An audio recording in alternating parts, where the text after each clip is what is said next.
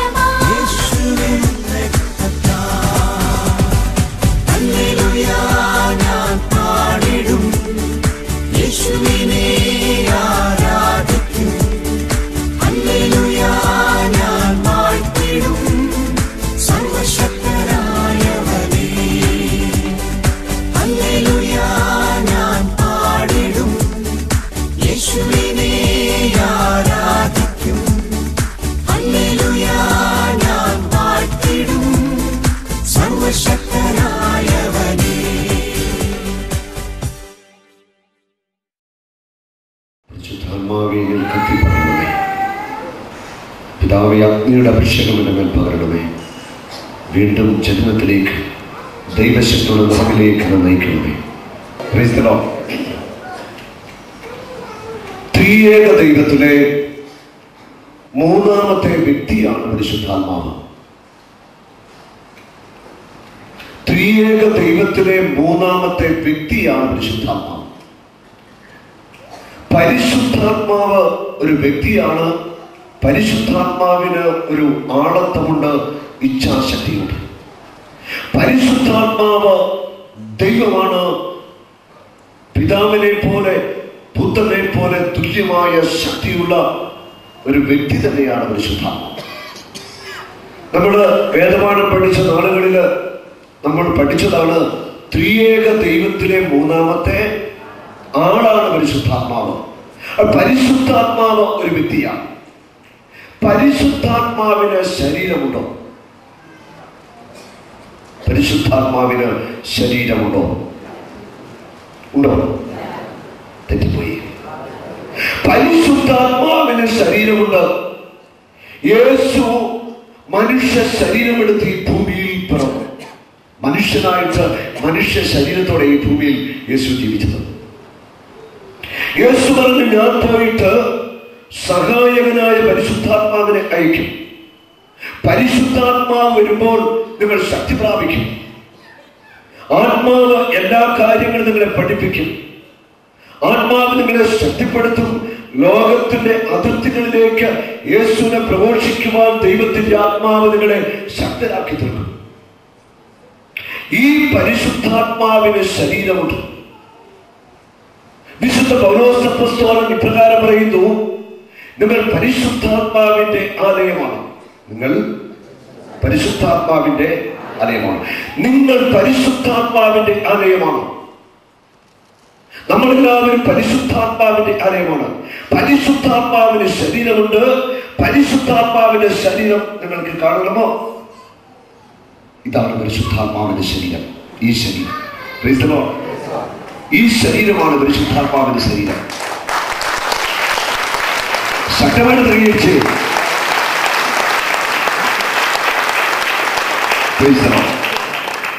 എന്റെ ശരീരം പരിശുദ്ധാത്മാവിന്റെ ശരീരമാണ്. എന്റെ ഉള്ളിലേക്ക് ദൈവത്തിന്റെ ആത്മാവ് വന്ന് നിറഞ്ഞു കഴിയുമ്പോൾ എന്നിൽ വസിക്കുന്ന പരിശുദ്ധാത്മാവായ ദൈവത്തിന്റെ ശരീരം എന്റെ ശരീരമായിട്ട് മാറുകയാണ്. അതാണ് വിശുദ്ധ ബൈബിൾ ശക്തമായിട്ട് പഠിപ്പിക്കുന്നത്. നിന്റെ ശരീരത്തെ നീ അശുദ്ധമാക്കരുത്. ശരീരത്തെ നീ പാപത്തിന് വിധേയപ്പെടുത്തരുത്. ജഡിക പാപങ്ങൾക്ക് നിന്റെ ശരീരത്തെ നീ ഉപയോഗിക്കാനായിട്ട് പാടില്ല. മത്തായി സുവിശേഷം 5:8 പറയുന്നു, ഹൃദയ വിശുദ്ധിയുള്ളവർ ഭാഗ്യവാന്മാർ, എന്തുകൊണ്ടെന്നാൽ അവർ ദൈവത്തെ കാണും. ഒരു ആത്മീയ മനുഷ്യന്റെ ശക്തിയുടെ രഹസ്യം എന്താണെന്ന് നിങ്ങൾക്കറിയാമോ? ഒരു ആത്മീയ മനുഷ്യന്റെ ശക്തിയുടെ രഹസ്യം ആർക്കും പറയാമോ? എന്താണ്? വിശുദ്ധി എന്ന് പറഞ്ഞേ, ഒച്ചത്തിൽ പറഞ്ഞേ, വിശുദ്ധി. ഒരു ആത്മീയ മനുഷ്യന്റെ ശക്തി അവന്റെ വിശുദ്ധിയാണ്. അവന്റെ ആത്മാവിനുള്ള വിശുദ്ധി, അവന്റെ മനസ്സിലുള്ള വിശുദ്ധി, അവന്റെ ശരീരത്തിന്റെ വിശുദ്ധി, അവന്റെ ലൈംഗികതയുടെ വിശുദ്ധി, അവന്റെ ഇന്ദ്രിയങ്ങളുടെ വിശുദ്ധി. ഒരു മനുഷ്യന്റെ ആത്മാവും മനസ്സും ശരീരവും അവന്റെ ലൈംഗികതയും ഒക്കെ എത്രമാത്രം നിർമ്മലമാകുന്നോ, പരിശുദ്ധമാകുന്നോ, അതാണ് ഒരു വ്യക്തിയുടെ ശക്തിയുടെ, ആത്മീയ ശക്തിയുടെ ഏറ്റവും വലിയ രഹസ്യം. കരപിടിച്ച് കർത്താവിനെ സ്തുതിച്ച്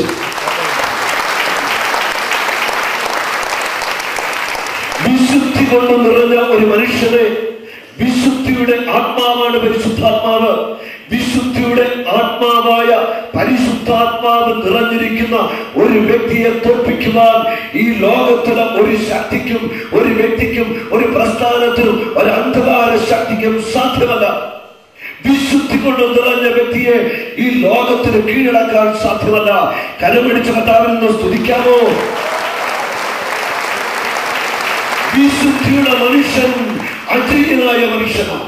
വിശുദ്ധിയുടെ മനുഷ്യൻ ശക്തനായ മനുഷ്യനാണ്. ദൈവത്തിന് ഏതെങ്കിലും ഒരു മനുഷ്യ വ്യക്തിയെ ദൈവത്തിന്റെ ഉപകരണമാക്കി തീർക്കണമെങ്കിൽ അവനിൽ വിശുദ്ധി ഉണ്ടാവണം. നിന്നെ വിളിച്ചവൻ പരിശുദ്ധനായിരിക്കുന്നത് പോലെ നീയും പരിശുദ്ധനാകണം.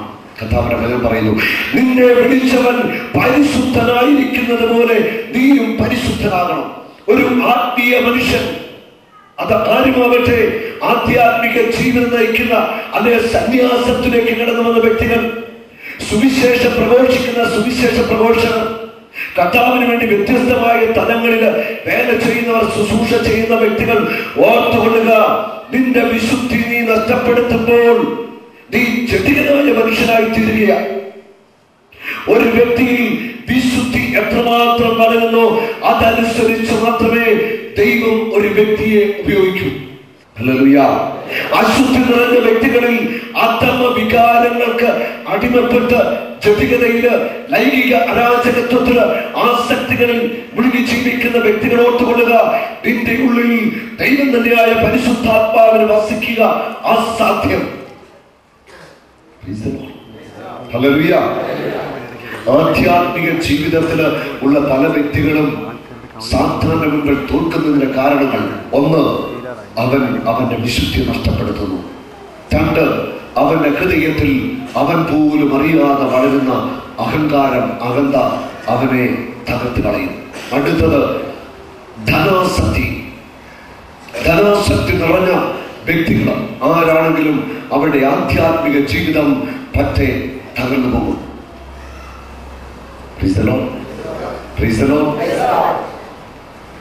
വിശുദ്ധി നഷ്ടപ്പെടുത്തുക, ധനാസക്തിക്ക് അടിമയായിട്ട് തീരുക,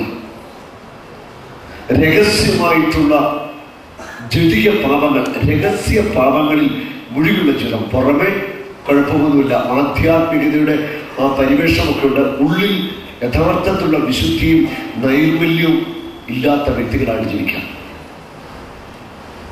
ഇങ്ങനെയുള്ള വ്യക്തികള് അവരുടെ ആധ്യാത്മിക ജീവിതം പൂർണ്ണമായിട്ട് നടന്നു പോകും. ഇത് ആത്മവഞ്ചനയ, ദൈവത്തോട് കാണിക്കുന്ന അവിശ്വസ്തതയ, പരിശുദ്ധാത്മാവിനെതിരെയുള്ള ഏറ്റവും വലിയ പാപമായത്.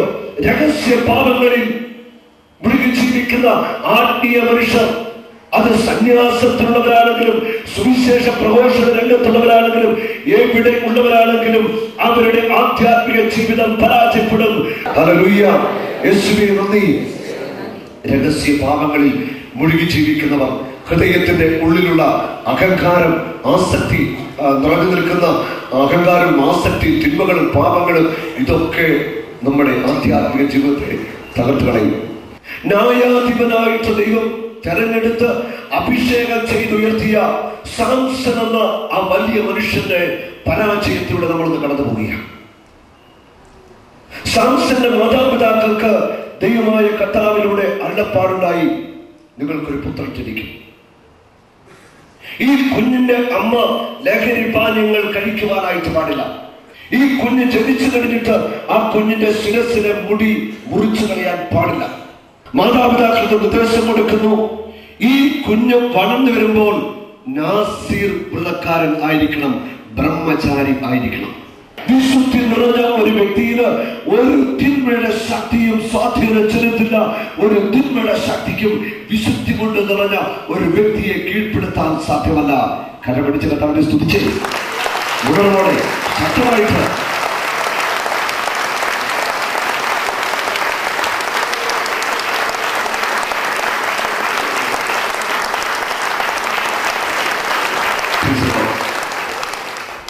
ഇസ്രായേലിനെ നയിക്കുവാൻ ദൈവം തെരഞ്ഞെടുത്തുയർത്തിയ സാംസൺ, ആ സാംസനെ പറ്റിയ പരാജയം നമ്മൾ കാണുകയാണ്. ദൈവം പ്രത്യേകമായിട്ട് തെരഞ്ഞെടുത്ത് അഭിഷേകം ചെയ്ത് ഉയർത്തിയ സാംസനെ പറ്റിയ തെറ്റ് എന്താണെന്നറിയാമോ? സാംസൺ ജഡിക ആസക്തിക്ക് അടിമയായിട്ട് മാറി. ന്യായാധിപന്മാരുടെ പുസ്തകം 11, 12, 13, 14, 15 അധ്യായങ്ങൾ വായിക്കുമ്പോൾ നമ്മൾ ഇവിടെ കാണുന്നു, സാംസൺ എന്ന ദൈവപുരുഷൻ 3 സ്ത്രീകളോടൊപ്പം പാപം ചെയ്തു. സാംസൺ എന്ന ദൈവ മനുഷ്യൻ 3 സ്ത്രീകളോടൊപ്പം പാപം ചെയ്തു. സാംസൺ തെറ്റിപ്പോയി. 3 സ്ത്രീകളോടൊപ്പം പാപം ചെയ്ത സാംസന്റെ അധപ്പതനം നമ്മൾ കാണുകയാണ്. ദലീല എന്നൊരു സ്വൈരിണിയുമായിട്ടുള്ള ആ ബന്ധം വളർന്നു. സാംസന്റെ ശക്തിയുടെ രഹസ്യം മനസ്സിലാക്കുന്നതിന് വേണ്ടി അനേക തവണ ഈ ദലീല ശ്രമിക്കുന്നുണ്ട്. പലപ്പോഴും സാംസൺ കള്ളത്തരങ്ങളൊക്കെ പറഞ്ഞു രക്ഷപ്പെടുക. ഒരു തവണ ഫിലിസ്തീൻ സാംസണെ ചണനൂല് കൊണ്ട് കെട്ടിവരിഞ്ഞു മുറുക്കി. ചണനൂല് കൊണ്ട് കെട്ടിവരിഞ്ഞു മുറുക്കി. ജഡികാസക്തി, അത് ചെറിയ പാപങ്ങൾ. മത്തായി സുവിശേഷം 5:28 പറയുന്നു, ആസക്തിയോടെ സ്ത്രീയെ നോക്കുന്നവൻ വ്യഭിചാരം ചെയ്തു. അവരുടെ ഹൃദയത്തിലെ പാപം സംഭവിക്കുക. അപ്പോൾ തന്നെ നീ കഷ്ടപ്പെടുക. സാംസനെ ഇവിടെ കെട്ടി. പക്ഷെ സാംസൺ പ്രാർത്ഥിച്ചു. അഗ്നി ഇറങ്ങി ചണനൂല് കത്തിക്കരിഞ്ഞു പോവുക. സാംസൺ ഒന്നും സംഭവിച്ചില്ല, അവിടെ രക്ഷപ്പെട്ടു. സാംസൺ ദലീലയുടെ മടിയില് ലഹരി പിടിച്ചു കിടക്കുക. മദ്യത്തിന്റെ ലഹരിയില് ദലീലയുടെ മടിയിൽ കിടന്ന സാംസനെ അസഹ്യപ്പെടുത്തിക്കൊണ്ട് ദലീല ചോദിക്കുന്നു, നിന്റെ ശക്തിയുടെ രഹസ്യം കൂടാ. പലതവണ ചോദിച്ചുള്ള അവസാനം സാംസൺ തന്റെ ശക്തിയുടെ രഹസ്യം തുറന്നു പറഞ്ഞു, എന്റെ ശിരസിലെ 7 മുടി മുറിച്ചു കളഞ്ഞാൽ മതി, എന്റെ ശക്തി നഷ്ടപ്പെടും. മദ്യലഹരിയിൽ മയങ്ങിക്കിടന്ന സാംസന്റെ ശിരസിലെ മുടി ദലീല മുറിച്ചു മാറ്റി. എന്താ സംഭവിച്ചെന്നറിയാമോ? അവിടെ വചനം പറയുന്നു, ദൈവത്തിന്റെ ശക്തി, ദൈവത്തിന്റെ ആത്മാവ് സാംസനെ വിട്ടുപോയി. ഇക്കാര്യം സാംസൺ അറിഞ്ഞില്ല. ദൈവത്തിന്റെ ആത്മാവ് സാംസനെ വിട്ടുപോയത് സാംസൺ അറിഞ്ഞില്ല. അധമ വികാരങ്ങൾക്ക് ശരീരത്തെ വിട്ടുകൊടുക്കുന്നവർ ഓർത്തുകൊള്ളുക.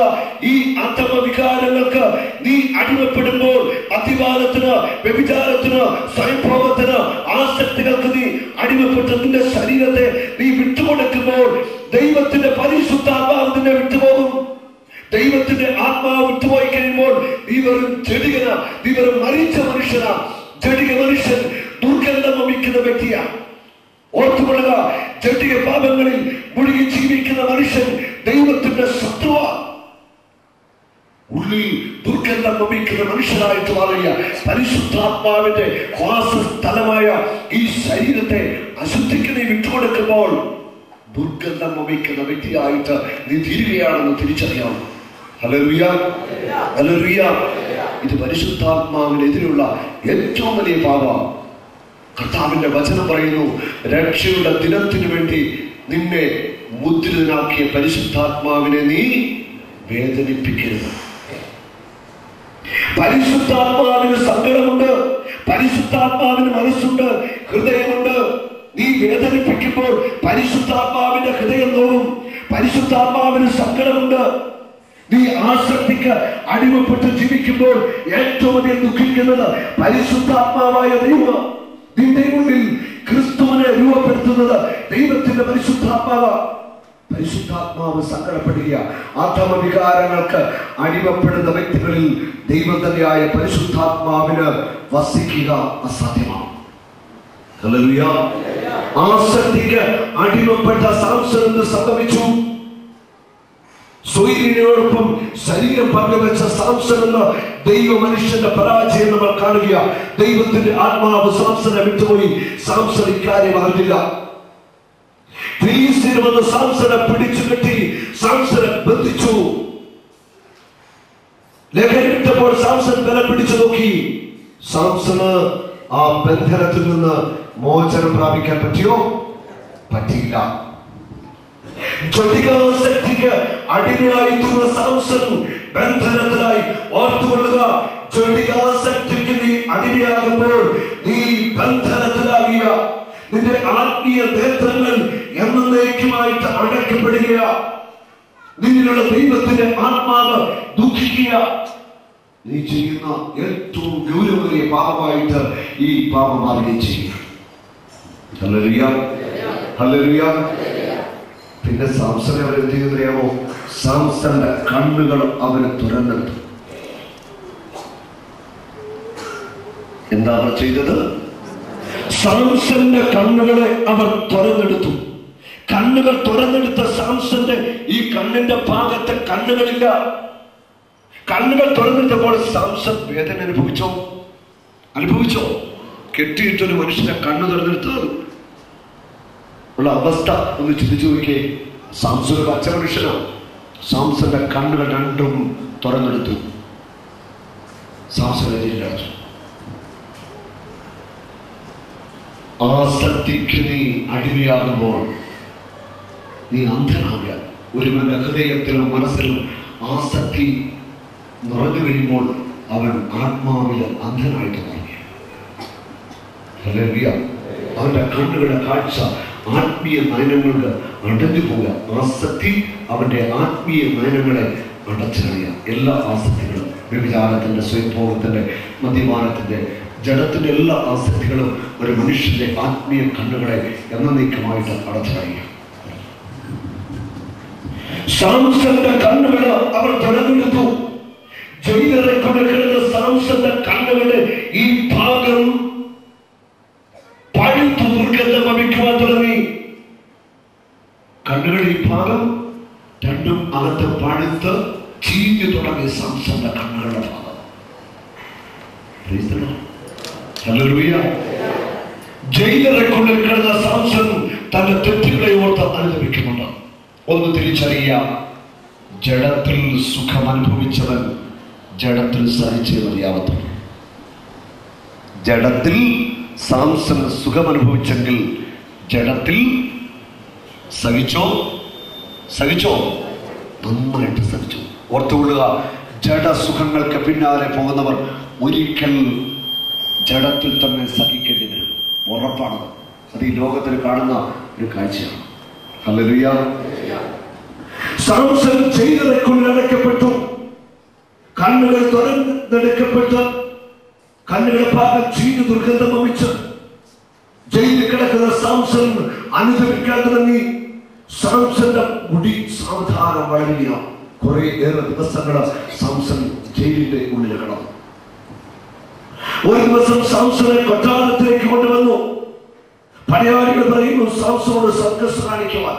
കണ്ണുകൾക്ക് കാഴ്ചയില്ലാത്ത അതികഠിനമായ വേദനയോടുകൂടി സാംസൺ എന്തൊക്കെയോ അവിടെ കാറ്റിക്കുട്ടി. അവസാനം പറഞ്ഞു, ഞാൻ മടുത്തു, എനിക്ക് ഈ കൊട്ടാരത്തിൽ ഒരു തൂണ് കാണിച്ചു തരണം.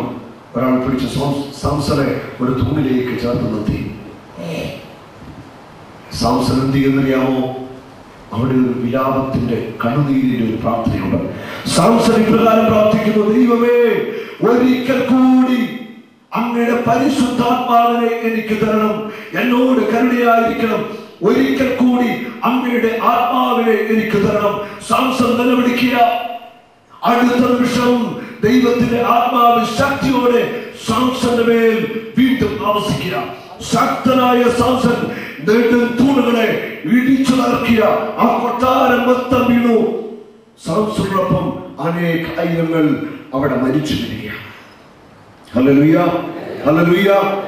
പരിശുദ്ധാത്മാവിന്റെ ആലയമായ നിന്റെ ശരീരത്തെ അശുദ്ധിക്ക് നീ വിധേയപ്പെടുത്തി ജീവിക്കുമ്പോൾ നിന്റെ ആധ്യാത്മിക ജീവിതത്തിൽ നീ തോക്കും. നിന്റെ ഭൗതിക ജീവിതത്തിൽ നീ പരാജയപ്പെടും. നിന്റെ ജീവിതത്തിന്റെ എല്ലാ തുറകളിലും നിന്റെ മുൻപിൽ ഇതാ വലിയ പരാജയം കാത്തിരിക്കുന്നു.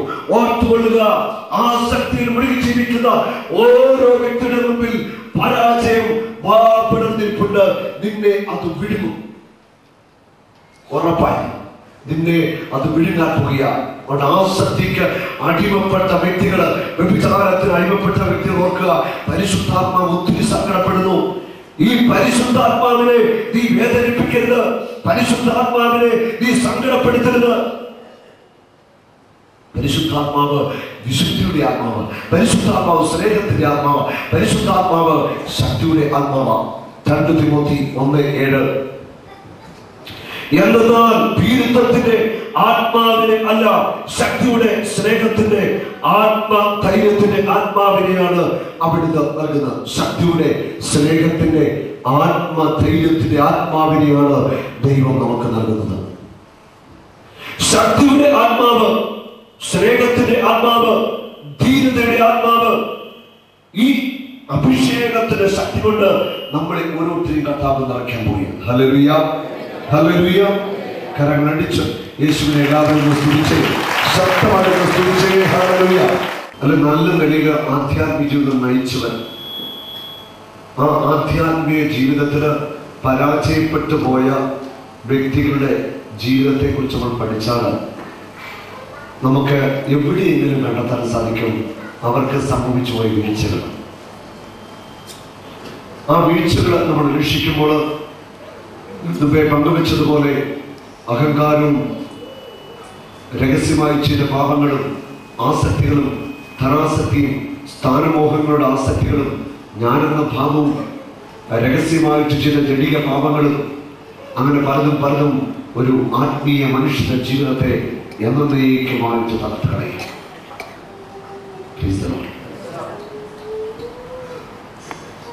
ക്രിസ്തുവിന് വേണ്ടി നീ ജീവിക്കുവാൻ ആഗ്രഹിക്കുന്നെങ്കിൽ നിന്റെ ജീവിതത്തെ നീ പരിശുദ്ധാത്മാവിന് സമർപ്പിക്കണം.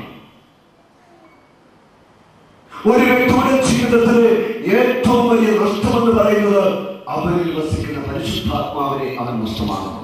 ഹല്ലേലൂയ. ഒരു വ്യക്തിയുടെ ജീവിതത്തിലെ ഏറ്റവും വലിയ നഷ്ടമെന്ന് പറയുന്നത് എന്താ? അവനിൽ വസിക്കുന്ന ദൈവം തന്നെയായ പരിശുദ്ധാത്മാവിനെ അവൻ നഷ്ടമാകുന്നു. പരിശുദ്ധാത്മാവിന്റെ നഷ്ടമാകുന്നതിലും വലിയ ഒരു നഷ്ടം നമ്മുടെ ജീവിതത്തിലില്ല. ഹല്ലേലൂയ. എല്ലാവരും കരങ്ങൾ ഉയർത്തി ശക്തമായിട്ട് കർത്താവിനെ സ്തുതിക്കട്ടെ.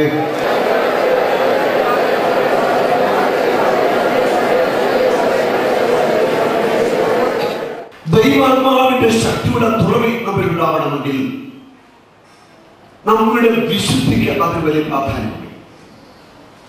വിശുദ്ധിയുള്ള ഒരു മനുഷ്യൻ പ്രാർത്ഥിക്കുമ്പോഴാണ് കർത്താവ് അടയാളങ്ങളിലൂടെ അത്ഭുതങ്ങളിലൂടെ പ്രവർത്തിക്കുന്നത്. വിശുദ്ധിയില്ലാത്ത ആത്മീയ വ്യക്തികൾ പ്രാർത്ഥിച്ചാൽ അവിടെ ഒന്നും സംഭവിക്കില്ല.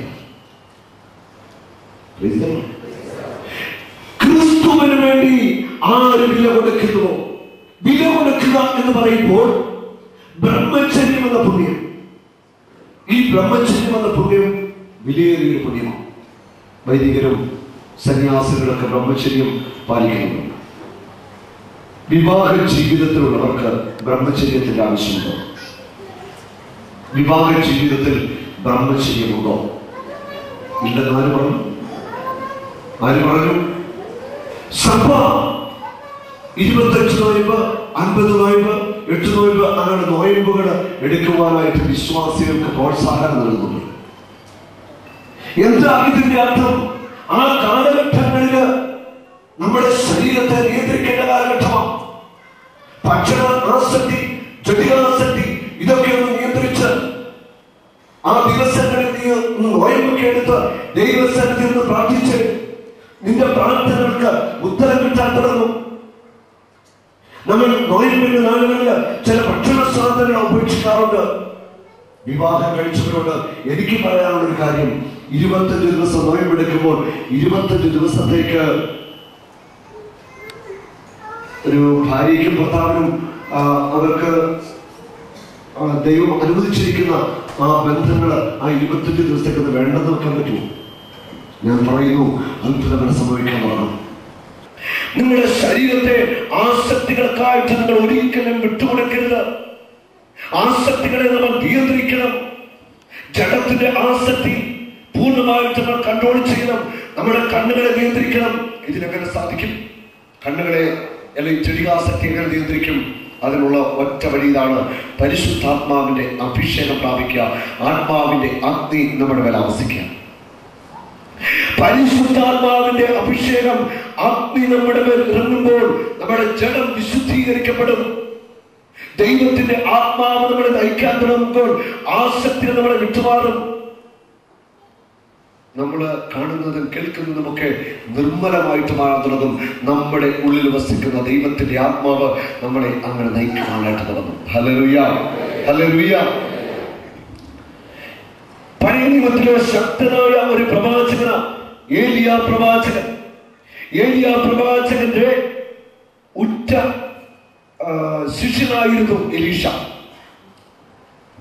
ഈ എലീഷ പ്രവാചകനോട് ഗുരുവായ ഏലിയ പറയുന്നു, ഞാൻ സ്വർഗത്തിലേക്ക് എടുക്കപ്പെടുവാൻ സമയമായിരിക്കുന്നു, നിനക്ക് വേണ്ടി ഞാൻ എന്ത് ചെയ്തു തരണം? ഒരു ഗുരുവിന്റെ സ്ഥാനത്ത് നിൽക്കുന്ന ഒരു വ്യക്തി വലിയ വിശുദ്ധിയുടെ മനുഷ്യനായിരിക്കണം. സമൂഹത്തിലെ ആധ്യാത്മിക ജീവിതത്തില് മാതൃക ആകേണ്ട വ്യക്തികൾ വിശുദ്ധിയുടെ മനുഷ്യരായിട്ട് മാറണം. വിശുദ്ധിയുടെ ആ ശക്തി, വിശുദ്ധിയുടെ ആ മൂല്യം കാണിച്ചു കൊടുക്കേണ്ടത് ആധ്യാത്മിക ജീവിതത്തിന്റെ ഉയരങ്ങളിൽ നിൽക്കുന്നവർ തന്നെയാണ്. ഹല്ലേലൂയ. അവരാ വിശുദ്ധിക്ക് ഏറ്റവും വലിയ മാതൃക കാണിച്ചു കൊടുക്കേണ്ടത്. Hallelujah, hallelujah. യേശുവേ നന്ദി. ഏലിയ പ്രവാചകന്റെ കാൽപാദങ്ങളെ പിന്തുന്ന എലീശ, ഏലിയ പറയുന്നു, ഞാൻ സ്വർഗത്തിലേക്ക് എടുക്കപ്പെടുവാൻ സമയമായി, നിനക്ക് വേണ്ടി ഞാൻ എന്ത് ചെയ്യണം? എലീശ പറയുക, ഗുരുവേ, അങ്ങേക്ക് കിട്ടിയ ആത്മാവിന്റെ ഇരട്ടി പങ്ക് എനിക്ക് വേണം, ഇരട്ടി പങ്ക് എനിക്ക് വേണം, ഡബിൾ പോർഷൻ, ഇരട്ടി പങ്ക് എനിക്ക് വേണം. ഇത് എലീശയുടെ ഒരു വാശിയായിരുന്നു.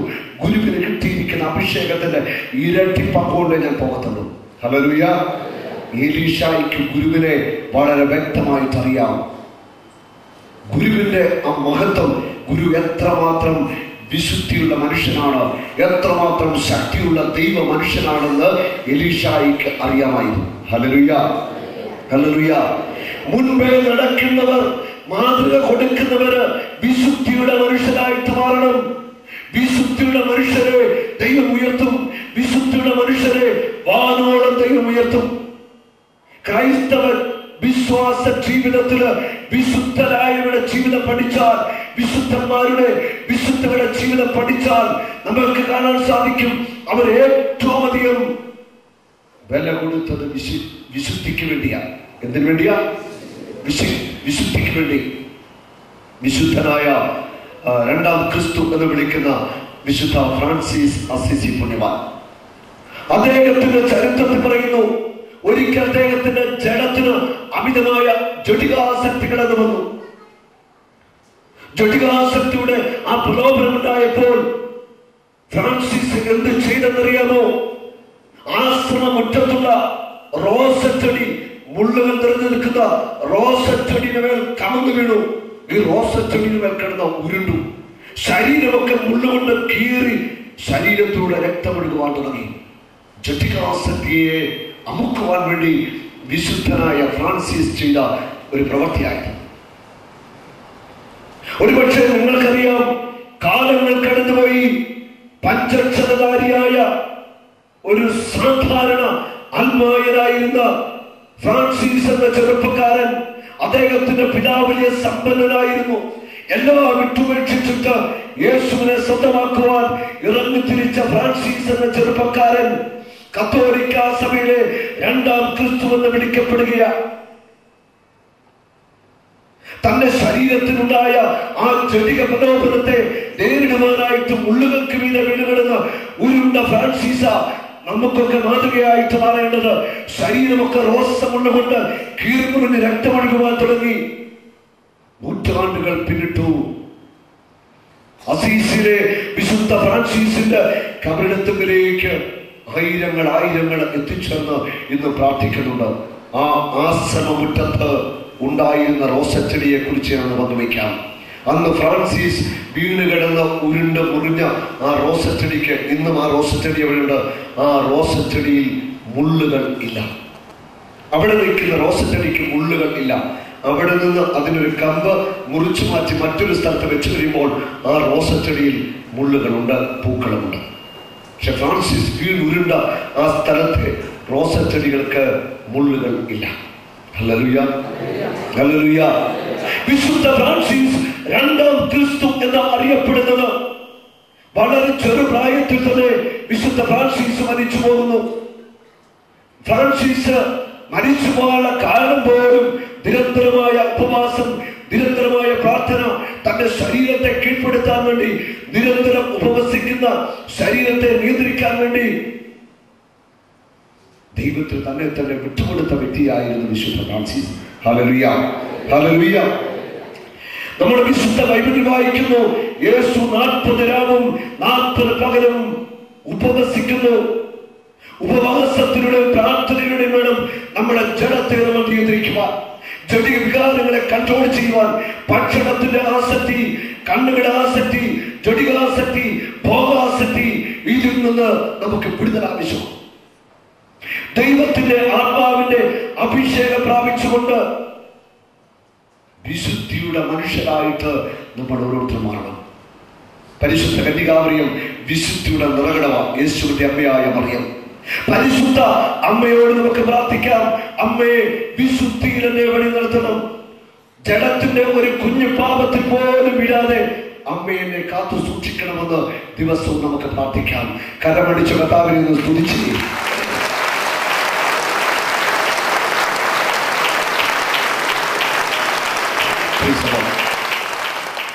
ഏലിയ പ്രവാചകന്റെ പിന്നാലെ എലീശ പോയി. ഏലിയ പറയുന്നു, ഞാൻ സ്വർഗത്തിലേക്ക് എടുക്കപ്പെടുന്നത് നീ കാണുകയാണെങ്കിൽ ഇരട്ടി പങ്ക് അഭിഷേകം നിനക്ക് ലഭിക്കും. ഏലിയായെ വിടാതെ ശിഷ്യനായ എലീശ പിന്നാലെ പോവുക. ഏലിയായി തെളിഞ്ഞു നിൽക്കുന്ന വിശുദ്ധിയുടെ അഭിഷേകം, ദൈവാത്മാവിന്റെ അഭിഷേകത്തെ കുറിച്ച് എലീശായിക്ക് വ്യക്തമായ ബോധ്യമുണ്ടായിരുന്നു. ഏലിയ നടന്ന് ഗിൽഗാലിലെത്തി തിരിഞ്ഞു നിന്നിട്ട് ചോദിക്കുന്നു, എലീശ നീ ഇവിടെ പോകുന്നു? ഗുരുവേ, അങ്ങയെ വിട്ട് ഞാൻ പോവില്ല. വീണ്ടും ഏലിയ നടന്നു ബഥേലിലെത്തി. തൊട്ടു പിന്നാലെ എലീശ ഉണ്ട്, ഗുരുവേ അങ്ങയെ വിട്ട് ഞാൻ പോവില്ല. വീണ്ടും ഏലിയ ജോർദാന്റെ കരയിലെത്തി. ജോർദാന്റെ കരയിലെത്തിയിട്ട് തന്റെ മേലങ്കിയെടുത്ത് വെള്ളത്തിന് മേൽ അടിച്ചു. അവിടെ ഒരു അത്ഭുതം സംഭവിച്ചു. ജോർദാൻ വിഭജിക്കപ്പെട്ടു. ജോർദാൻ പിളർന്നു. ഉണങ്ങി വരേണ്ട നിരത്തൂടെ ഏലിയായും എലീശായും നടന്നു പോവുകയാണ്. ഇത് ചെയ്യുവാനുള്ള ശക്തി ഏലിയായിക്ക് എവിടെ നിന്ന് കിട്ടി? എവിടെ നിന്ന് കിട്ടി? ആ ശക്തി കൊടുത്തത് ദൈവത്തിന്റെ പരിശുദ്ധാത്മാവ്. ഈ ശക്തി എലീശായുടെ ഇത്ര വലിയൊരു അത്ഭുതം പ്രവർത്തിച്ചുവെങ്കിൽ എലീശായിൽ നിറഞ്ഞു നിന്നിരുന്ന ആ വലിയ വിശുദ്ധി ഇതിന്റെ പ്രധാനപ്പെട്ട ഒരു കാരണമാണ്. Hallelujah, hallelujah. വിശുദ്ധിക്ക് വേണ്ടി വില കൊടുക്കുന്നവരെ ദൈവം ഒത്തിരി സ്നേഹിക്കുന്നു. വിശുദ്ധിക്ക് വേണ്ടി വില കൊടുക്കുന്നവരെ ദൈവം ഒത്തിരി സ്നേഹിക്കുന്നു. ജോർദാന്റെ അക്കരെ കിടന്നു. ആത്മീയരഥങ്ങളൊരു ചുഴലിക്കാറ്റ് വന്ന് ഏലിയായെ സ്വർഗത്തിലേക്ക് എടുത്തു. ഏലിയായുടെ മേലങ്കി എലീശായുടെ മേൽ വീണു. ഇരട്ടി പങ്ക് അഭിഷേകം പ്രാപിച്ച എലീശ വന്ന് ജോർദാന്റെ മേൽ അടിച്ചു. ജോർദാൻ പിളർക്കപ്പെട്ടു. എലീശ പ്രവാചകന്റെ ജീവിതത്തിൽ നമ്മൾ കാണുന്നു. അത്ഭുതങ്ങൾ ചെയ്യുന്ന എലീശ മരിച്ചവരെ ഏൽപ്പിക്കുന്നു. വലിയ വലിയ അത്ഭുതങ്ങൾ എലീശ പ്രവാചകനിലൂടെ കർത്താവ് ചെയ്യുക. വലിയ അത്ഭുതങ്ങളെ എലീശ ചെയ്തു. എലീശ മരിച്ചു. മരിച്ച എലീശയെ കുറിച്ച് ഇപ്രകാരം പറയുന്നു. 2 രാജാക്കന്മാർ 13:21. ഇസ്രായേൽക്കാര് ശത്രുക്കളുമായിട്ട് നിന്ന യുദ്ധത്തിൽ ഇസ്രായേലിൽപ്പെട്ട ഏതാനും പേര് മരിച്ചു. മരിച്ച ഒരു വ്യക്തിയുടെ മൃതശരീരം എടുത്തുകൊണ്ട് അവർ വരികയാണ്. ശത്രുക്കളെ ഇവരെ പിന്തുടർന്നു. മരിച്ച ഇസ്രായേൽക്കാരന്റെ മൃതശരീരം ഇവർ എലീശ പ്രവാചകനെ അടക്കിയിരിക്കുന്ന കല്ലറയിലേക്ക് ഇറങ്ങും. എന്നിട്ട് അവർ ഓടി രക്ഷപ്പെട്ടു. മരിച്ച ഇസ്രായേൽക്കാരന്റെ ശവം എലീശ പ്രവാചകന്റെ കല്ലറയിലേക്ക് എറിഞ്ഞു. ആ കല്ലറയ്ക്കുള്ളിൽ എലീശായുടെ അസ്ഥികൾ ഉണ്ടായിരുന്നു. എന്ത് സംഭവിച്ചുവെന്ന് അറിയാമോ? അവിടെ എലീശ പ്രവാചകന്റെ അസ്ഥികളെ സ്പർശിച്ച നിമിഷം മരിച്ച ഈ മനുഷ്യൻ ജീവൻ പ്രാപിച്ച് പുറത്തേക്ക് ഇറങ്ങി വരിക. ഹല്ലേലൂയ. കൈയടിച്ച് കർത്താവിനെ സ്തുതിക്കുക. ഇതാണ് അഭിഷേകം. ഇതാണ് അഭിഷേകം. വിശുദ്ധിയുടെ അഭിഷേകം. ഇതാ വിശുദ്ധി നിറയുന്ന മനുഷ്യന്റെ അസ്ഥികളിൽ പോലും അഭിഷേകം നിറഞ്ഞു നിൽക്കുകയാണ്. അഭിഷേകമുള്ള വ്യക്തിയായിട്ട് നിനക്ക് മാറണമെങ്കിൽ വിശുദ്ധിക്ക് വേണ്ടി നീ വില കൊടുക്കണം. ആസക്തികളെ നിയന്ത്രിക്കണം. ജഡികതയെ നിയന്ത്രിക്കണം. നിന്റെ ശരീരം അധമ വികാരങ്ങൾക്ക്, അശുദ്ധിക്ക് നീ വിട്ടുകൊടുക്കരുത്. പരിശുദ്ധാത്മാവിനെ നീ സങ്കടപ്പെടുത്തരുത്. പരിശുദ്ധാത്മാവ് വിശുദ്ധിയുടെ ആത്മാവാണ്. ഈ ആത്മാവ് നമ്മൾ നിറഞ്ഞ് നമ്മുടെ ശരീരത്തിന്റെ ഓരോ കോശങ്ങൾ പോലും വിശുദ്ധി കൊണ്ട് നിറയാകണം. ഹല്ലേലൂയ. വിശുദ്ധിക്ക് വേണ്ടി നിങ്ങൾ വില കൊടുക്കണം. നിങ്ങളുടെ ശരീരം ദൈവാത്മാവിന്റെ ആലയമാണ്. പരിശുദ്ധാത്മാവിന്റെ ശരീരമാണ് നമ്മുടെ ഓരോരുത്തരുടെയും ശരീരം.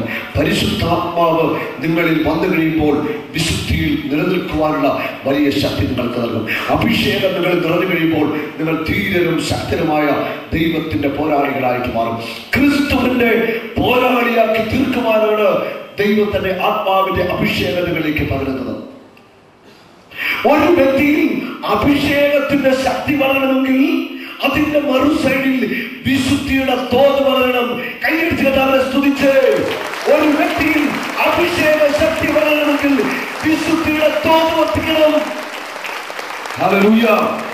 ഒരു വ്യക്തിയിൽ വിശുദ്ധിയുടെ അളവ് വർദ്ധിക്കുന്നതനുസരിച്ച് ദൈവശക്തിയും വർദ്ധിക്കുക. ദൈവശക്തി ആ വ്യക്തിയിലൂടെ ഒഴുകാൻ പോവുക. Hallelujah, hallelujah. വിശുദ്ധിക്ക് വേണ്ടി വില കൊടുക്കാമോ? വിശുദ്ധിക്ക് വേണ്ടി വില കൊടുക്കാൻ തയ്യാറുള്ളവർ ഒന്ന് കരവീശി കാണിച്ച്. ഈ ശരീരം കൊണ്ടൊരു കുഞ്ഞു പാപം പോലും ചെയ്യില്ല എന്ന് തീരുമാനമെടുത്തവർ. Hallelujah, hallelujah. വിശുദ്ധിയുടെ ആത്മാവായ പരിശുദ്ധാത്മാവിനെ ഒരിക്കലും ദുഃഖിപ്പിക്കരുത്. പരിശുദ്ധാത്മാവ് ദൈവമാണ്. ദൈവമായ പരിശുദ്ധാത്മാവിനെ ഒരിക്കലും നിങ്ങൾ സങ്കടപ്പെടുത്തരുത്. ഈ ആത്മാവ് സഹായകനാണ്, നമ്മുടെ കൂട്ടുകാരനാണ്. ഈ പരിശുദ്ധാത്മാവിനെ നമുക്ക് സ്നേഹിക്കാം.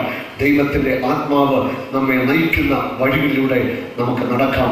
ദൈവത്തിന്റെ ആത്മാവ് ശക്തിയോടെ നിങ്ങളിൽ ആവസിക്കട്ടെ. നമുക്ക് എഴുന്നേൽക്കാം.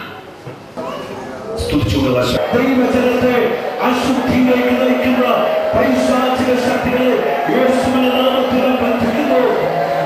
ദൈവജനത്തിന് മേൽ സാധാരണ അശുദ്ധിയുടെ ബന്ധനമേറ്റ് ദൈവമക്കൾ വിശുദ്ധികളുടെ നിറയട്ടെ. ദൈവജനം ദൈവശക്തികളുടെ നിറയട്ടെ. ദൈവജനം ആത്മാവിന്റെ അഭിഷേകം പ്രാപിക്കട്ടെ.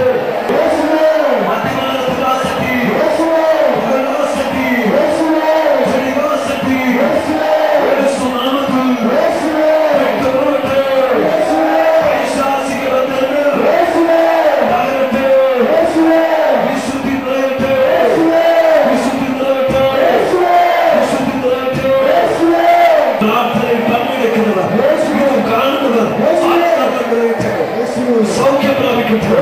ദൈവശക്തി നിറയട്ടെ. സൗഖ്യം പ്രാപിക്കട്ടെ. വിശുദ്ധി നിറയട്ടെ. അഭിഷേകം നിറയട്ടെ.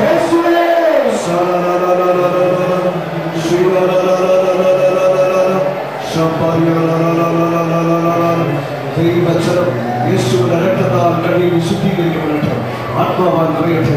അഭിഷേക ശക്തിയോടെ നിറയട്ടെ. Hallelujah, hallelujah. രോഗപീഠകൾ വിട്ടുപോകട്ടെ. ദുഃഖപീഠകൾ വിട്ടുപോകട്ടെ. സാമ്പത്തിക തകർച്ചകൾ വിട്ടുപോകട്ടെ. പാപദുശ്ചിന്തകൾ വിട്ടുപോകട്ടെ. പാപത്തിന്റെ ബന്ധനം വിട്ടുപോകട്ടെ. മോശാസക്തി വിട്ടുപോകട്ടെ. ആസക്തികൾ വിട്ടുപോകട്ടെ. ദൈവശക്തി നിറയട്ടെ. അഭിഷേകം നിറയട്ടെ. ഹല്ലേലൂയ. Jesus, Jesus. കർത്താവിനെ മുറിവേറ്റ കരവയ്ക്കണമേ. ദൈവജനത്തിന് വലിയ വിടുതൽ കൊടുക്കണമേ. Jesus, hallelujah. സ്തോത്രം. എല്ലാ മഹത്വവും യേശുവിന്, എല്ലാ സ്തുതിയും യേശുവിന്. യേശുവിന്റെ രക്തത്താൽ അഭിഷേകം ചെയ്യണമേ. നമ്മുടെ മുറിവേറ്റ കരവയ്ക്കണമേ. രോഗികളെല്ലാം സൗഖ്യമാവട്ടെ. വിശുദ്ധി കൊണ്ട് നിറയട്ടെ. വിശുദ്ധി കൊണ്ട് നിറയട്ടെ. ശക്തരാവട്ടെ. പരിശുദ്ധാത്മാവിന്റെ വരങ്ങൾ, ദാനങ്ങൾ, ഫലങ്ങളാൽ നിറയട്ടെ. ഹല്ലേലൂയ. സ്തോത്രം. യേശുവേ നന്ദി.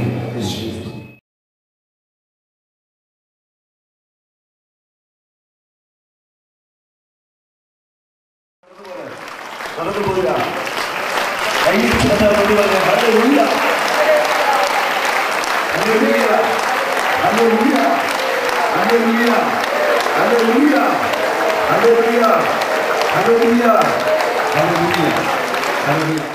കരയണ്ട എന്താ പറഞ്ഞു.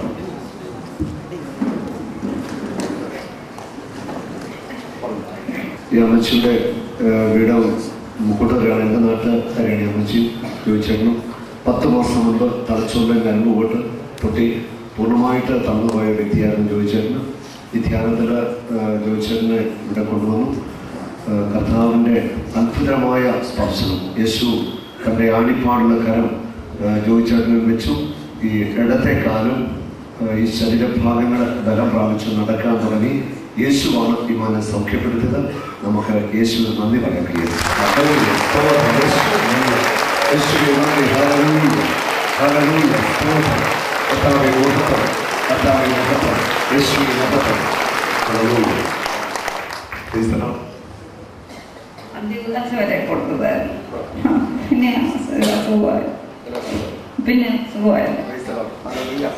അന്ത്യദാസ് വരെ കൊടുത്ത വ്യക്തിയാണ് ഇപ്പോൾ നിൽക്കുന്നത്. Hallelujah, hallelujah. ധൈര്യയോടെ നടക്കാൻ തുടങ്ങി. മറ്റേ അല്ല ഞാൻ കൈ പിടിക്കണം അല്ലെങ്കിൽ വടി വേണം. എല്ലാവർക്കും അറിയാവുന്ന കാര്യം മുമ്പോട്ട്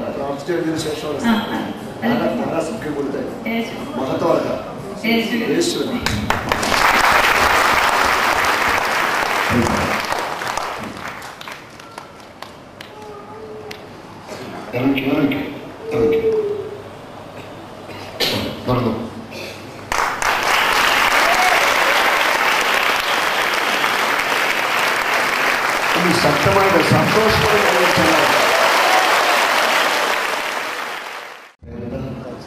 ഫ്രാൻസിസ് സ്ഥലം തല രക്തവാദമായിരുന്നു. 7 വർഷമായി തുടങ്ങിയിട്ട് പല ചികിത്സകൾ നടത്തി കുറവില്ലായിരുന്നു. ഇപ്പോൾ എനിക്ക് താല്പര്യം കഴിഞ്ഞിട്ടുണ്ട്. യേശുവിനെ നന്ദി, യേശുവിനെ സമസ്തം. ഇപ്പോൾ ഒരു 8 വർഷമാണ് കാലിലെ രക്തവാദത്തിന് മരണമായിരുന്നു. കരിയാത്ത വ്രണം അത് കരിഞ്ഞു അതാണ് കാലം കാണിക്കുന്നത്. വരുമ്പോൾ ഈ കാലിലെ രക്തം മുഴുവനായിരുന്നു ഉണ്ടായിരുന്നു. ഇപ്പോൾ ഒരു നല്ല സുഖം തോന്നുന്നുണ്ട്. യേശു കൈയടിച്ച് കഥാ നന്ദി കൈയടിച്ച് കഥാ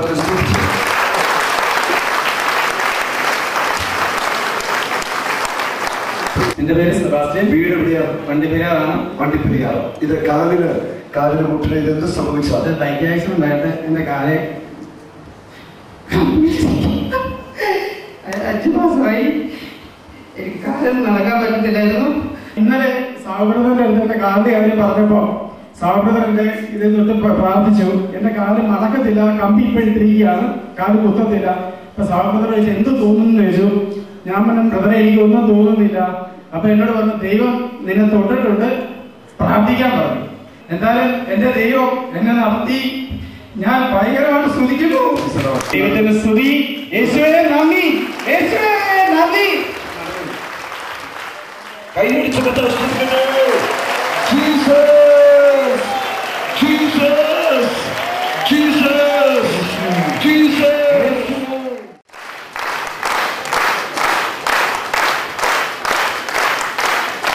എവിടെ വീട്? പത്തനംതിട്ട. ഇത് എന്ത് സംഭവിച്ചായിരുന്നു? വർക്ക് ചെയ്തുകൊണ്ടിരുന്ന സമയത്ത് തളർന്നു പോയത് ഒരു സൈഡ് ഒരു സൈഡ് തളർന്നു വീണു. അത്രയും ബോധമുണ്ട്. ശരി. ഇപ്പോൾ ഈ ധ്യാനത്തിൽ വന്നതിന് ശേഷം എന്താ സംഭവിച്ചെന്ന് പറയാമോ? ധ്യാനത്തിൽ വന്നതിന് ശേഷം ഈ കൈ ഒരു പെരുപ്പുണ്ടായി ഒന്ന് പൊക്കിയായി. പൊക്കി. ഇപ്പൊ കാലിന് എന്താ അനുഭവപ്പെടുന്നത്? കാലിന് കുറച്ച് ബലമായോ? കുറച്ച് ബലമായി. ഒന്ന് ഉറപ്പിച്ചു പിടിക്കേ. നടന്നേ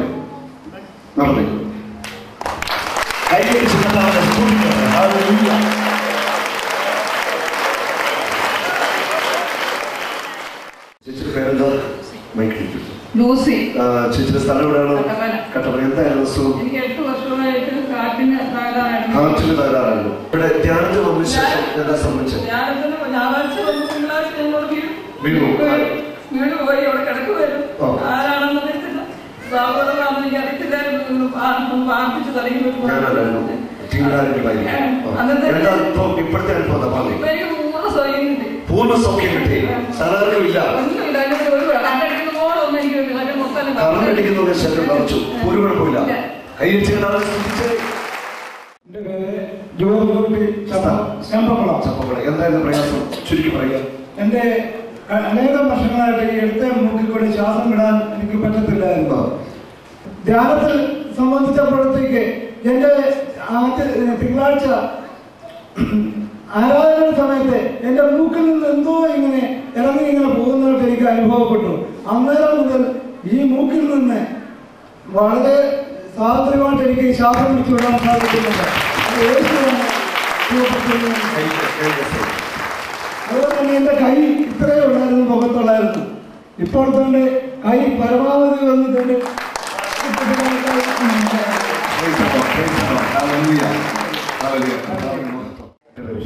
സ്ഥലം എവിടെയാ? എന്ത് പറ്റിയായിരുന്നു? കാലിന് കമ്പിയാകുന്നു. പള്ളിയിലൊന്നും മുട്ടിന് എങ്ങനെ സംഭവിച്ചേ? 4 ആടാണ് കാലിന് കമ്പി ഇട്ടിരിക്കുക. അപ്പൊ മുട്ട് കുത്താൻ വേണമല്ലോ. അപ്പം കക്കൂസിലൊക്കെ ഇരിക്കുമ്പോഴും ഭയങ്കര ബുദ്ധിമുട്ടാണ്. ഈശോ തൊട്ടതിന് ശേഷം എന്തായാലും ഉണ്ടായത്? ഇപ്പൊ എനിക്ക് ശരിക്കും മുട്ടുകുത്താം ഇരിക്കാം, ഒരു കുഴപ്പമില്ല. ഒന്ന് മുട്ടുകുത്തി കാണിക്കാമോ? ഇവിടെ ഇറങ്ങുന്നു.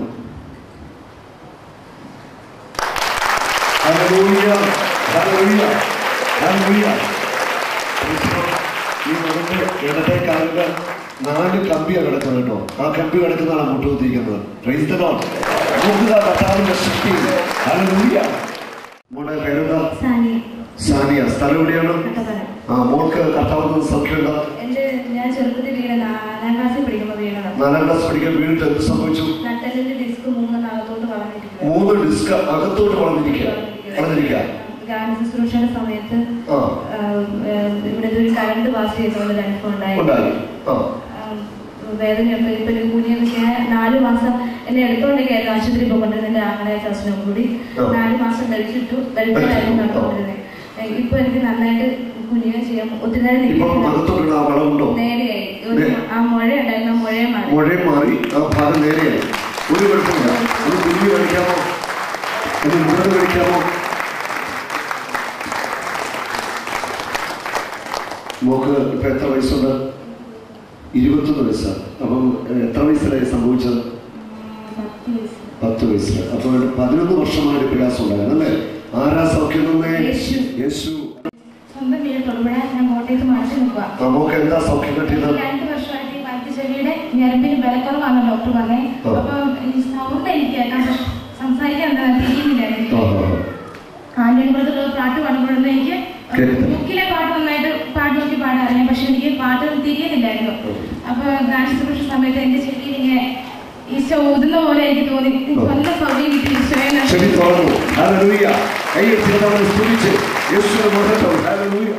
എന്റെ പേര് ഗോപി. ഞാൻ നെടുമുടിയിൽ നിന്നുമായിരുന്നു. 10 മാസമായി ഞാൻ നടുവിന് ബെൽറ്റ് ഇട്ടിരിക്കുകയായിരുന്നു. 10 ദിവസമായിട്ട് ബെൽറ്റ് ഇട്ടുണ്ടായിരുന്നു. നട്ടലിന് സംഭവിച്ചു? നട്ടലിന് അകർച്ച ഉണ്ടായിരുന്നു. പെടലി മുതൽ നട്ടല് വരെയുള്ള എല്ലാ അസ്ഥികൾക്കും തേയ്മാനമാണ്. എല്ലാ അസ്ഥികൾക്കും തേയ്മാനമാണ്. ഏത് ആശുപത്രിയിലാണ് ചികിത്സ ചെയ്തത്? ഇവിടെ ആലപ്പുഴയിൽ കാണിച്ചിരുന്നു, വണ്ടാനം മെഡിക്കൽ കോളേജിൽ കാണിച്ചിരുന്നു. പിന്നെ ഇന്ന് സ്കാൻ ചെയ്യാൻ പോകേണ്ട ദിവസമായിരുന്നു. സ്കാൻ ചെയ്തിട്ട് കോട്ടയം മെഡിക്കൽ കോളേജിലാണ് ഓപ്പറേഷൻ പറഞ്ഞിരുന്നത്. കോട്ടയം മെഡിക്കൽ കോളേജിൽ ഓപ്പറേഷൻ പറഞ്ഞിരുന്നത്. നട്ടലിന് വളമുണ്ടായിരുന്നു. നട്ടലിന് വളമുണ്ടായിരുന്നു, തേയ്മാനം ഉണ്ടായിരുന്നു, അകർച്ചയും ഉണ്ടായിരുന്നു. മോക്ക് വേണ്ടി പ്രാർത്ഥിച്ചപ്പോൾ മോളെ യേശു തൊട്ടു. എന്താ മോക്കുണ്ടായ അനുഭവം? അതിനുശേഷം എനിക്ക് ഭയങ്കര വേദനയായിരുന്നു ബ്രദർ കൊണ്ട് പ്രാർത്ഥിച്ചപ്പോ. പക്ഷെ ബ്രദറിന്റെ പെടലി അങ്ങോട്ട് നീക്കാൻ പറഞ്ഞപ്പോ എന്തോ വടി വളച്ചു വെച്ച വടി അതായത് നേരെയായ ഒരനുഭവമാണ് എനിക്ക് തന്നത്. ഇപ്പൊ എന്താ അനുഭവപ്പെടുന്നത്? എനിക്കിപ്പോ തുള്ളി പോലും വേദന അനുഭവപ്പെടും. ചെയ്യാമോ?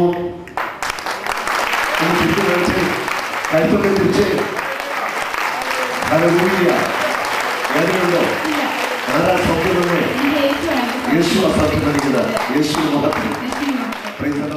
എന്താ പേരെന്താ? സ്ഥലം എവിടെയാ? കട. എന്തായിരുന്നു അസുഖം? എന്റെ ഹാർട്ടിൽ 3 ബ്ലോക്ക് ഉണ്ടായിരുന്നു. ഹാർട്ടിൽ 3 ബ്ലോക്ക് ഉണ്ടായിരുന്നു. കഴിഞ്ഞ ശനിയാഴ്ച ആൻജിയോപ്ലാസ്റ്റി ചെയ്യാനിരിക്കുകയായിരുന്നു. ബ്രദറിനെ വിളിച്ച് ഒരു ബ്രദറും ധ്യാനം കൂടെ അങ്ങനെയാണ് വന്നത്. കഴിഞ്ഞ തിങ്കളാഴ്ച ഉച്ചകളിൽ ഭയങ്കര വേദന ഭയങ്കര. തിങ്കളാഴ്ച ഉച്ചയ്ക്ക് ഞാൻ ഹോസ്പിറ്റലിൽ പോകാൻ വേണ്ടി ബ്രദറിനെ പോയി ചോദിക്കാൻ വേണ്ടി വന്നത്. ഞാൻ ഹോസ്പിറ്റലിൽ പോകണം, അതുകൊണ്ട് ബ്രദറിനെ ചോദിച്ചിട്ട് പോകാൻ ബ്രദറിന് ഞാൻ പ്രാർത്ഥിക്കാമെന്ന് പറഞ്ഞ് പ്രാർത്ഥിച്ചു. ഞാൻ കൈ പിടിച്ചാൽ എന്തോ ശക്തമായിട്ട് കടന്നു പോകുന്നതെന്ന് എനിക്ക് തോന്നി. അത് കഴിഞ്ഞ് കൈയുടെ വേദന കംപ്ലീറ്റ് മാറി, നെഞ്ചിന് വേദന മാറി. ബ്രദർ ഇപ്പം പറഞ്ഞ ഹാർട്ടൊക്കെയാണ്, ഇനി പോകേണ്ട, ആൻജിയോപ്ലാസ്റ്റി ചെയ്യേണ്ട.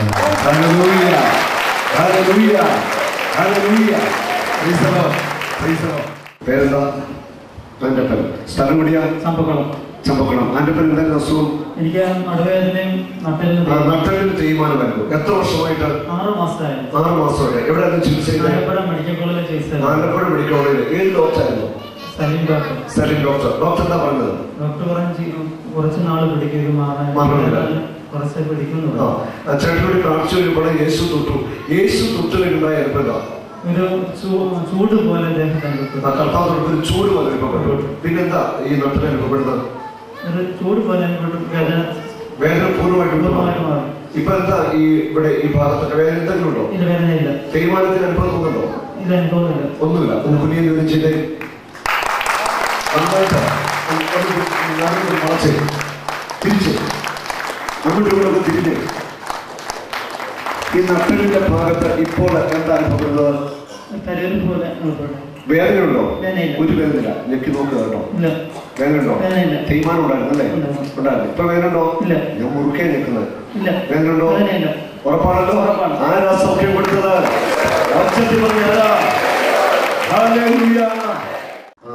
എന്തായാലും പ്രയാസം ഇടത്തെ ചെവി കേൾക്കുന്നില്ലായിരുന്നു. എത്ര വർഷമായിട്ട്? 30 വർഷമായിട്ട് വീണ് തന്നെ. അങ്ങനെ ഒരാഴ്ച ഓപ്പറേഷൻ ചെയ്താൽ ചെവി കേൾക്കുന്നില്ല. പിടിച്ച് പിടിച്ച് വലത്തെ ചെവി അടച്ചു പിടിച്ച്. പേരെന്താ? ഭർത്താവിന്റെ പേരെന്താ? മക്കൾ എത്ര പേരുണ്ട്? കേൾക്കുന്നുണ്ടോ? കൈ എന്താ പേര്?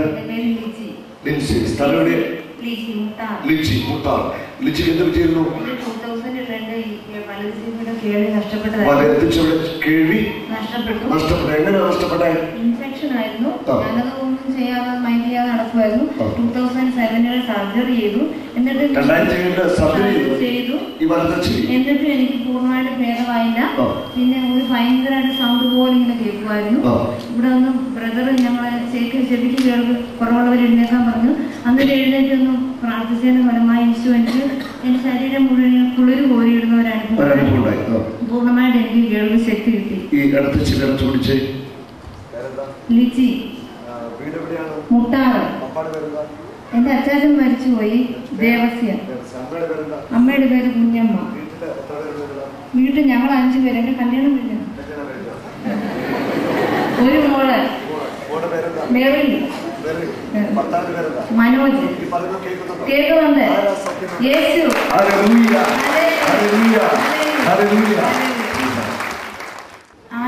സ്ഥലം എവിടെയാ?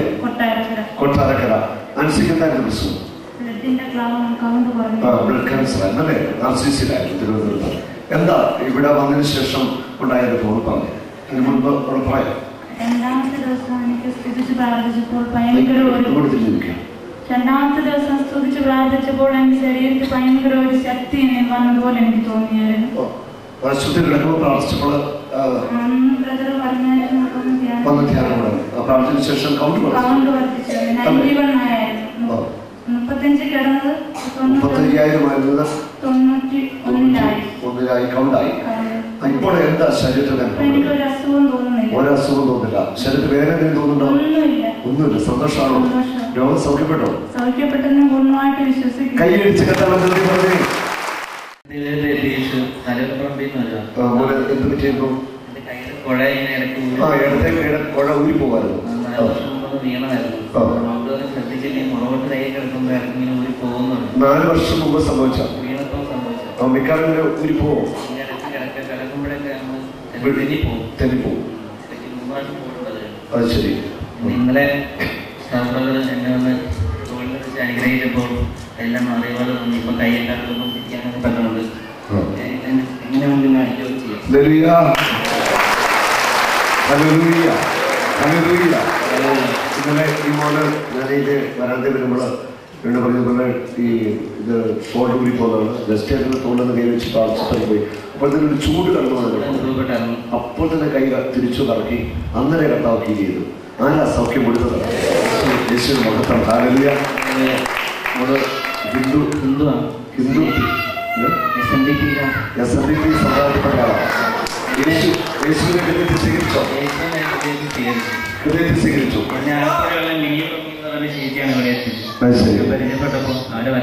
യേശുവിന് ഇപ്പോൾ ഉറച്ച വിശ്വാസമായോ? യേശുവിന് ജീവിക്കുമോ? ഉറപ്പായിട്ടും. കൈയടിച്ച് സ്ഥലം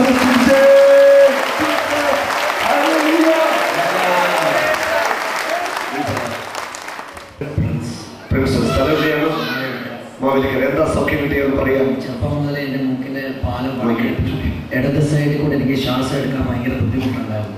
ഞാനത് കഴിഞ്ഞ ദിവസം വന്നപ്പോൾ മെഡിക്കൽ റൂമിൽ വെച്ച് പറഞ്ഞു. അപ്പം തന്നെ ഒരുമിച്ച് പ്രാർത്ഥിച്ചു. യേശു തൊട്ടു. ആ നിമിഷം തന്നെ സൗഖ്യമായി.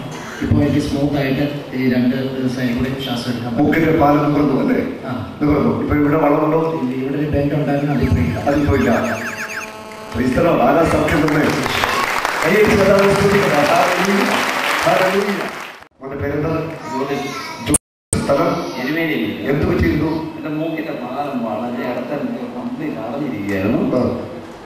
ശേഷം കഴിഞ്ഞ സമയത്ത് മൂക്ക് പകുതി തുറന്നു. ദൈവം ഈശോ തൊട്ടു അന്നേരം പകുതി തുറന്നു. പിറ്റേ ദിവസം കുർബാനയുടെ പകുതിയായിട്ട് പൂർണ്ണമായിട്ട് തുറന്നു. അപ്പോൾ ഒരു കുഴപ്പമില്ല. മൂക്ക് വളരെ ഇരിക്കുന്നത് നേരെ ഇരിക്കുന്നു. ഇപ്പോൾ മൂക്കിന് പാലം നിവർന്നു. എല്ലാവർക്കും കാണാൻ എത്ര വർഷമായിട്ട് ഈ ചെറുപ്പം വരെ മൂക്ക് വളരെ വലുതായി? ഏതാനും വർഷം ഒരു മൂക്ക് വളഞ്ഞു വന്ന് ഒരു 7 മാസം മുമ്പ് പൂർണ്ണമായിട്ട് അടഞ്ഞായിരുന്നു. മൂക്ക് ഇങ്ങനെ വളഞ്ഞു പോയല്ലേ? മൂക്ക് നല്ല സുന്ദര മൂക്കാണ്. കയ്യിൽ ചെറുതാണ്.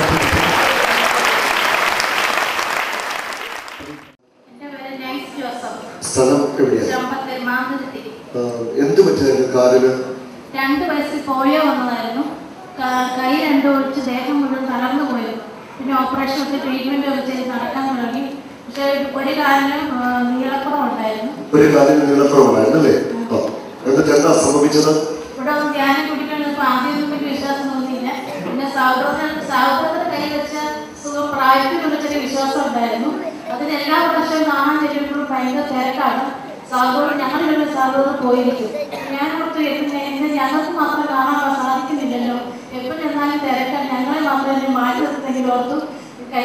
ഇന്നലെ 4 മണിയായിട്ട് എന്താണെങ്കിലും കണ്ടിട്ടോ ഉള്ളൂ എന്ന് വിചാരിച്ച് ഞങ്ങൾ കാപ്പൂരി കഴിഞ്ഞ് അവിടെ വെയിറ്റ് ചെയ്യുമായിരുന്നു. അപ്പോഴാണ് കോളേജ് ഞങ്ങളെ അകത്തേക്ക് കയറ്റി വിട്ടത്. അവിടുന്ന് പ്രാർത്ഥിച്ച് തുടങ്ങിയപ്പോൾ തന്നെ എനിക്ക് എന്തോ ഒരു വല്ലാത്തൊരു ദൈവിക അനുഭവം ഉണ്ടായി. വലിയൊരു പ്രകാശം വന്നു. പിന്നെ ഞാൻ വീഴുമായിരുന്നു. എന്റെ ഒരു ദൈവിക ശക്തി, ഒരു വലിയ പ്രകാശം വന്നിട്ട് കാലെ കാലടിപ്പിച്ച് വലിക്കുന്ന പോലെ അനുഭവപ്പെട്ടു. അങ്ങനെ പറയുന്നത് കേട്ട് കാലിന് നീളം കൂടിയിട്ടുണ്ട്. നടുവിനൊക്കെ എനിക്ക് കുറച്ചൊക്കെ ബലം കിട്ടാനുണ്ട്. നടുവച്ച വളർന്നിരിക്കുന്നു. അതൊക്കെ എനിക്ക് സുഖപ്രായത്തിനെ കുറിച്ച് ഞാൻ വിശ്വസിക്കുന്നു.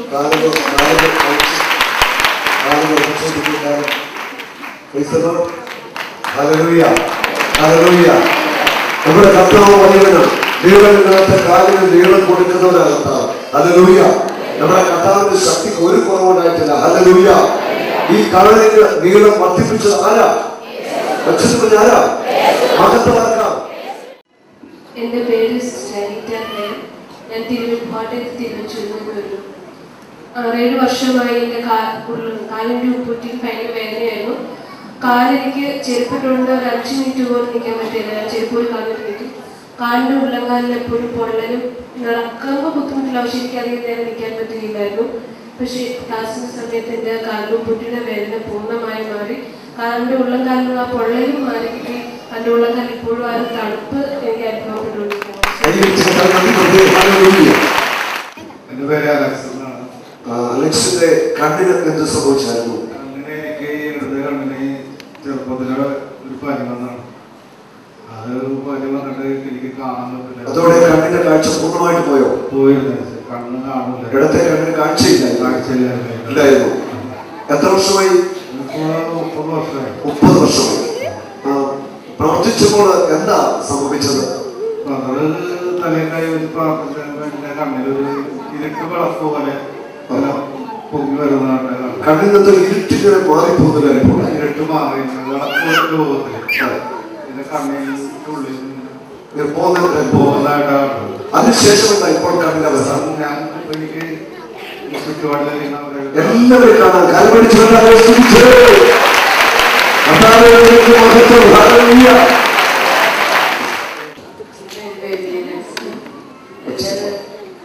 ലിവറിന് കംപ്ലൈന്റ് ആയിരുന്നു 2 വർഷമായിട്ട്. ഈ ബാത്റൂമിലൊക്കെ ഇരിക്കുമ്പോൾ മുഴ പോലെ ഇവിടെയും താഴെ ഇരിക്കാനൊന്നും പറ്റില്ല. ഭയങ്കര അസ്വസ്ഥതയായിരുന്നു. പിന്നെ എനിക്ക് വേണ്ടി പ്രാർത്ഥിച്ചൊന്നുമില്ല. ചേട്ടനെ കണ്ടു ചെയ്യാൻ വേണ്ടി ഞാൻ പ്രാർത്ഥിച്ചായിരുന്നു. തലയിൽ വെച്ച് പ്രാർത്ഥിച്ചത് എന്റെ കണ്ണ് വരെ ഇങ്ങനെ ചൂട് പോലെ തോന്നി. ഇവിടെ ഇങ്ങനെ അമ്മയുടെ പിന്നെ കാണാനില്ല.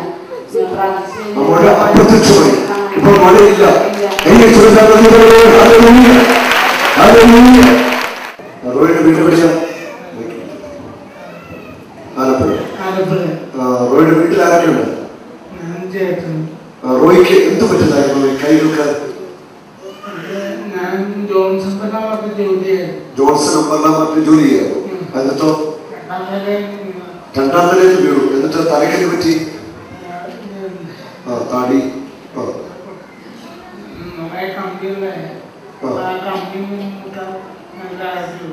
അതിനുശേഷം വീഴ്ചയിൽ കൈകൾക്ക് എന്ത് പറ്റി?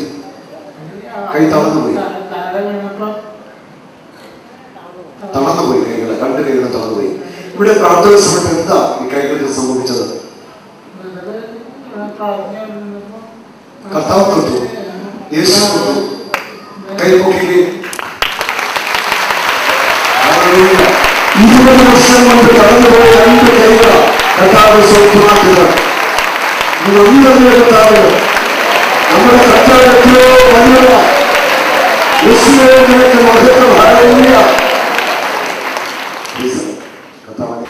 ചേച്ചിയുടെ ഏത് പ്രസിഡന്റ് വഴി ഉണ്ടായിരുന്നു? ഇടത്തെ പ്രസിഡന്റ്. ഇന്ന് ഓപ്പറേഷൻ പറഞ്ഞില്ല അല്ലേ? ഏത് ആശുപത്രിയിലായിരുന്നു? കോട്ടയം മെഡിക്കൽ കോളേജില് ഇന്ന് ഓപ്പറേഷൻ പറഞ്ഞ ആറ് പ്രസിഡന്റ് മുടക്കി ഇന്നലെ വന്ന് പ്രാർത്ഥിച്ചായിരുന്നു അല്ലേ? പ്രാർത്ഥിച്ചപ്പോൾ എന്താ അനുഭവം ഉണ്ടായത്? കറണ്ട് അടിക്കുന്നത് എന്തോ ഊർന്നു വന്നത് തോന്നി.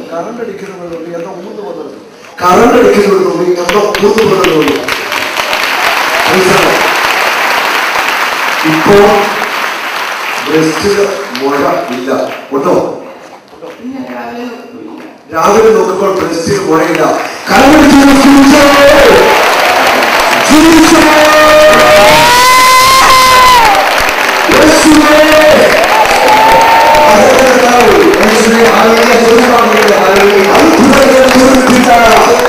അതാണ് ശക്തി, അതാണ് ലോകത്തെ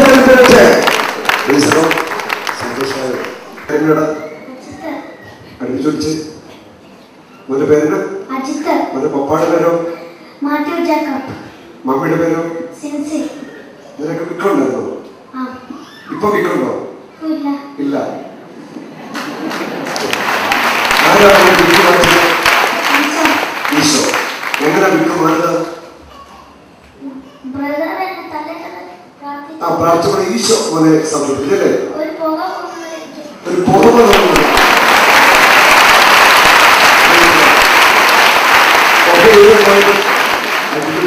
പുക ഇതിനെ പോകുന്നത് തോന്നിയത്?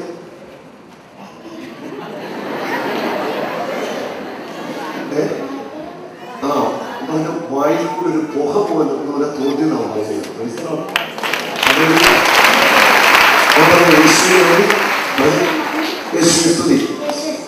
എന്റെ വിക്ക് മാറ്റിയ യേശുവിന് ആരാധന, സ്തുതി, മഹത്വം. കൈയടിച്ച്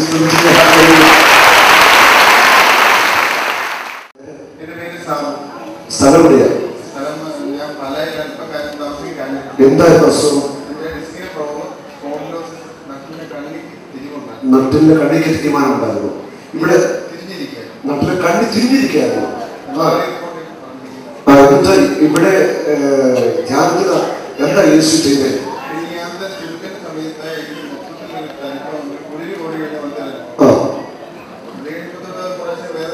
വിട്ടു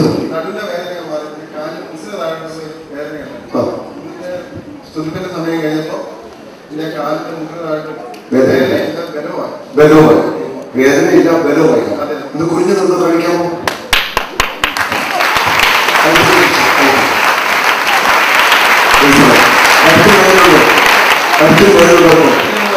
കഴുത്തിൽ വേദനയില്ല.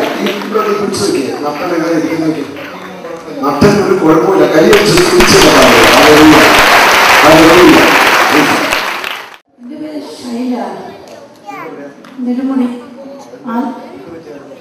എൻ്റെ വയറ്റിനകത്ത് കുഞ്ഞിൻ്റെ കൂടെ ഒരു മഴയുണ്ടായിരുന്നു. അത് അബോർട്ട് ചെയ്ത് കളയണമെന്ന് ഡോക്ടർ സെലീന സലീം പറഞ്ഞിട്ട് ഞാൻ അത് കളയാൻ സമ്മതിച്ചില്ല. വീട്ടിൽ ആർക്കും താല്പര്യമില്ല, എനിക്കും താല്പര്യമില്ലായിരുന്നു. ഇപ്പം ഞാൻ ഇവിടെ വരുമ്പോഴത്തേക്ക് എനിക്ക് ആഹാരം കഴിച്ചു കഴിഞ്ഞാൽ വയറ്റിനകത്ത് അസ്വസ്ഥതയും നടുവിന് വേദനയൊക്കെ ആയിരുന്നു. ഇവിടെ വന്നു കഴിഞ്ഞ് ആദ്യത്തെ ദിവസം തന്നെ ഞാൻ ഉച്ചയ്ക്ക് ഭക്ഷണം കഴിച്ചിട്ട് എനിക്ക് ആ തന്ന ഭക്ഷണം മുഴുവൻ എനിക്ക് കഴിക്കാൻ സാധിച്ചു.